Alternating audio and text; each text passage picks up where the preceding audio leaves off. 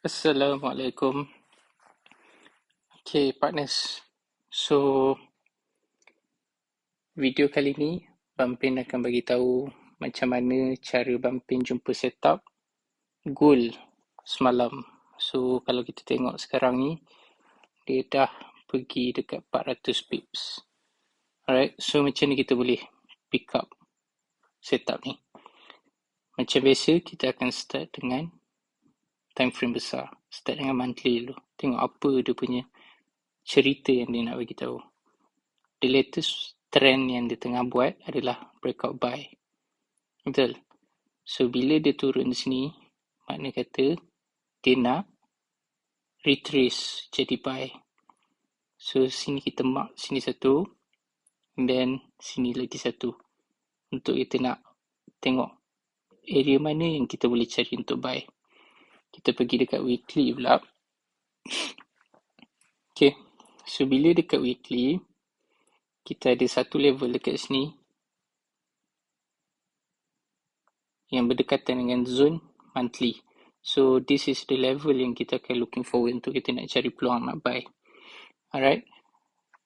Okay. Cerita semalam, kalau korang tengok kenapa sell Sell ni dekat sini dia tak ada apa-apa. Dia tak ada bumbung. Dia tak ada resistance monthly pun tak ada. Kan, monthly pun tak ada. Tapi daily, kalau korang tengok ni apa dia buat Dia buat breakout sell. Kan. So, bila breakout sell, kita mark dekat sini. Korang pergi dekat H4 ataupun H1 pun boleh untuk kita cari confirmation. Okay, macam Bampin semalam, Bampin bagi dekat sini dia sampai, Bampin bagi. Tapi Bampin pakai smaller time frame punya confirmation. So, bila price korang dah tahu, okay, direction daily adalah sell. Betul lah, dia dah breakout ni. So, bila dia retrace ni, kita nak cari confirmation dia. Korang ada dua pilihan. Sama ada korang entry sini, and then SL lebih kurang atas ni, ataupun korang tunggu H1 dia bagi breakout. Kalau kita tengok dekat sini, sini ada satu breakout candle ni, candle merah ni. Okay, macam mana dia punya structure yang dia buat? Dia naik, kita start daripada sini structure dia, dia turun sikit, and then dia ada breakout sini. Okay, so this is the level yang kita akan looking forward untuk kita nak entry sell dengan strong confirmation. Okay, yang sini kalau nak entry boleh, tak ada masalah. Mula-mula at first Bampin nampak the potential untuk nak jadi mid-term sahaja. Dia turun sampai sini and then the potential naik.